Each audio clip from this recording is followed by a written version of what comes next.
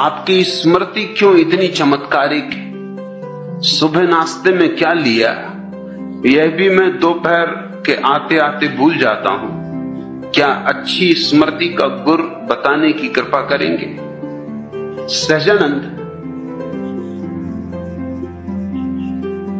मैं तुम्हें बता सकता हूं कि 1974 में 12 फरवरी को सुबह नाश्ते में मैंने क्या लिया, या 1977 में सुबह के भोजन में क्या लिया,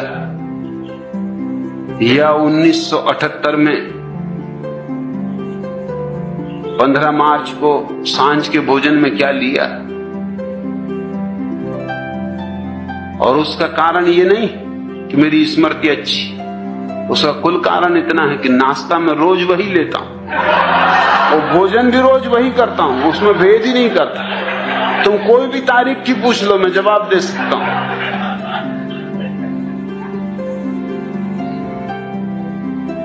उसमें भूल चूक का उपाय ही नहीं।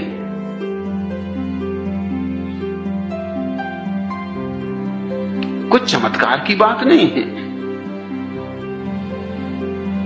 अब अगर एक ही नाश्ता कोई आदमी ले रहा हो रोज बरसों से, भूलना भी चाहे तो कैसे भूले, तुम बताओ। चमत्कार याद रखने में नहीं होगा, चमत्कार भूलने में हो जाए। भूल सकते ही नहीं। खाना भी वही लेता हूं रोज नियमित, सुबह भी वही, शाम भी वही, उतने ही कप चाय पीता हूं रोज। तारीख कोई हो, दिन कोई हो, साल कोई हो। स्वस्थ हूं कि बीमार, कोई फर्क नहीं करता। हर हालत में सब वैसा ही चलने देता हूं जैसा चलता है। इसमें कुछ स्मृति की खूबी नहीं है।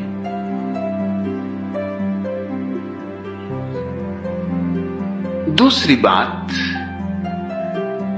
जो भी मैं तुमसे कहता हूं वो मेरा अनुभव है, स्मृति नहीं, इसलिए उसमें भी भूल चूक का कोई कारण नहीं। तुम मुझे आधी रात उठा के पूछ लोगे तो भी यही कहूंगा, क्योंकि मेरा अनुभव है। हां, अगर तुम्हारा अपना अनुभव नहीं है तो गड़बड़ खड़ी हो जाती। स्मृति पर निर्भर रहने का मतलब यह होता है कि तुम दूसरों के अनुभव पर निर्भर रह रहे हो। गीता में क्या लिखा है, अगर ये तुम्हें याद रखना है तो स्मृति चाहिए। कुरान में क्या लिखा है, अगर ये तुम्हें याद रखना है तो स्मृति चाहिए। मैं गीता कुरान की फिक्र ही नहीं करता, और कभी अगर गीता कुरान का उल्लेख भी करता हूं तो भी इसकी फिक्र नहीं करता कि लिखा भी है उनमें ऐसा कि नहीं लिखा है।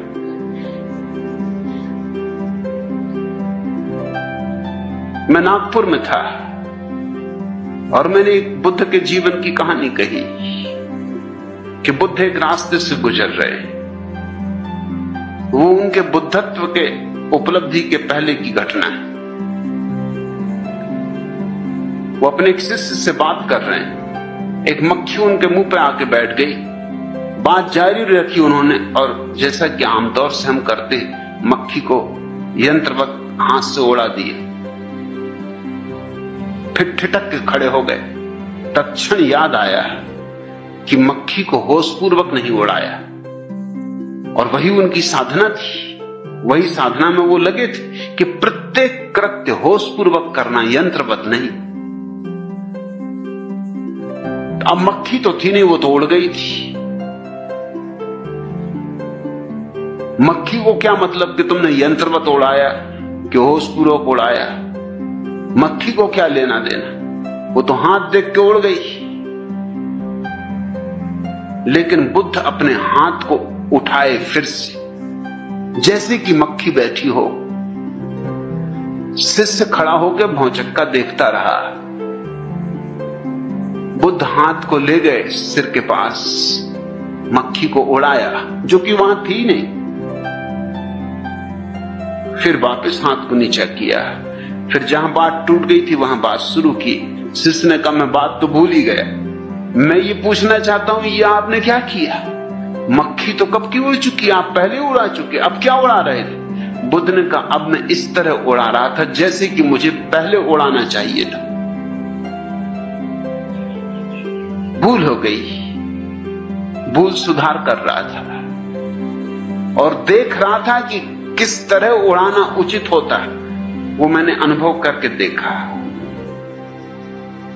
एक बौद्ध भिक्षु मेरी ये बात सुन रहे थे, वो रात मुझसे मिलने आए।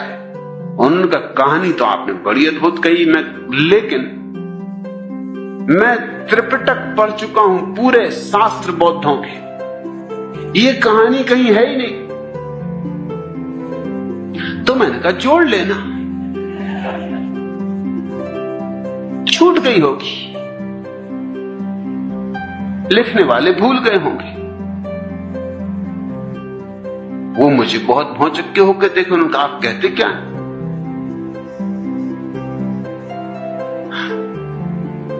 2500 साल बाद आप कैसे सुधार कर सकते हैं शास्त्र? मैंने कहा मुझे शास्त्र से कुछ लेना देना नहीं, मैं बुद्धत्व का स्वाद जानता हूं।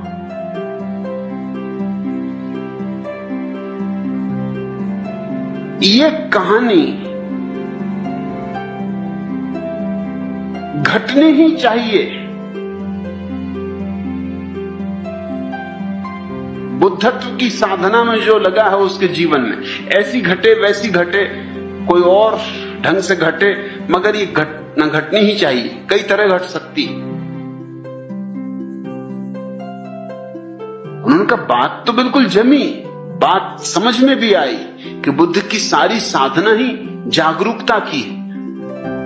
तो मैंने कहा कि बस बात जमने की बात है, बात समझने की बात है, बुद्ध की अंतरधारा के विपरीत तो नहीं है बात। उन्होंने कहा नहीं, अंतरधारा के विपरीत नहीं, अंतरधारा के बिल्कुल अनुकूल है। तो फिर मैंने कहा कि मेरा अंतरधारा से लेना देना है, शास्त्रों से मुझे क्या पड़ी? हो शास्त्र में तो ठीक, ना हो शास्त्र में तो ठीक। मैं कोई शास्त्रज्ञ नहीं हूं और न मुझे शास्त्रज्ञ होने में कोई रस है। इसलिए मैं जो उद्धरण देता हूं, तुम ये मत सोचना कि ठीक वैसा उद्धरण तुम्हें मिल ही जाएगा। मिल भी सकता है, ना भी मिले, मगर सुनने वाले को निश्चित ही लगेगा कि मैं इतने बलपूर्वक कहता हूं कि होना ही चाहिए। बल का कारण यह नहीं है कि शास्त्र में है ही, बल का कारण यह है कि मैं अपने अनुभव से जानता हूं कि ऐसा ही सत्य है। शास्त्र में हो तो ना हो तो, सारे शास्त्र भी नष्ट हो जाएं तो भी जो मैं कह रहा हूं वो सत्य है। सारे शास्त्र विपरीत हो तो भी जो मैं कह रहा हूं वो सत्य है, और सारे शास्त्र पक्ष में हो तो भी जो मैं कह रहा हूं वो सत्य है। ये स्मृति का सवाल नहीं है, ये मेरे बोध का सवाल है। और तुम मुझसे स्मृति का गुर मत पूछो,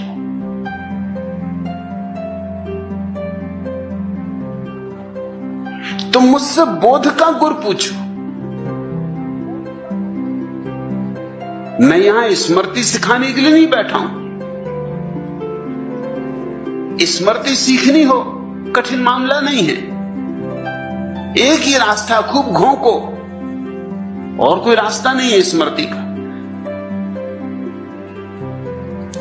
जो भी याद करना है खूब घोंकते रहो उसको, बार बार दोहराओ ताकि लकीर पड़ जाए। कहावत तो सुनी ना, रसरी आवत जात है सिर पर पड़त निशान। पत्थर तक पे निशान पड़ जाता, रस्सी आते जाती रहे, आती रहे, जाती रहे। करत करत अभ्यास के जड़मती होत सुजान। सुजान नहीं होते, ख्याल रखना। जड़मती तो जड़मती ही रहते हैं, अभ्यास कितना ही करें। हाँ, स्मृति उनकी अच्छी हो जाती, पंडित हो जाती, सुजान नहीं। सुजान तो बात और है।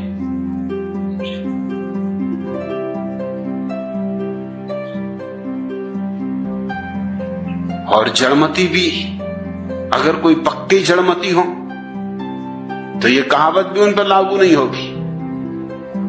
रस्सी आती रहे जाती रहे, घिस जाएगी, रस्सी टूट जाएगी, उनके सिल पे निशान वगैरह नहीं पड़ेगा। अगर सिल ही मजबूत हो तो क्या करेगी रस्सी। सहजानंद, अगर किसी चीज को याद करना है तो दोहराओ, दोहराते रहो। इसी तरह तो पाठ कर रहे हैं लोग बैठे रोज सुबह गीता का, कुरान का, दोहराते रहते हैं, दोहराते रहते हैं, दोहराते रहते हैं। तोते को भी तुम रोज रोज कहो कि कहते रहो मिट्ठू राम राम राम राम, तोता भी घबरा जाता है सुन सुन के कि राम राम राम राम, वो भी कहने लगता है कि राम राम राम राम। तोतों तक में स्मृति आ जाती, मगर कोई सुजान नहीं हो जाता तोता। मुझसे तो तुम पूछो बोध का गुर, बुद्धत्व का राज। इसलिए मुझसे पंडित नाराज है, क्योंकि उनको अड़चन होती, उनको हैरानी होती। वो शास्त्र की बंधी हुई लकीरों से जीते। मैं कबीर पर बोला तो कबीर पंथियों के जो प्रधान हैं उनका पत्र आया, लंबा पत्र आया कि और तो आपने सब अच्छा कहा, लेकिन एक जगह आपने कबीर की इस तरह व्याख्या की जो शास्त्रीय नहीं। तो मैंने उनको लिखवा दिया कि वो शास्त्रों का दुर्भाग्य, उसमें मैं क्या कर सकता हूं। मुझे जो कहना है वही कहूंगा।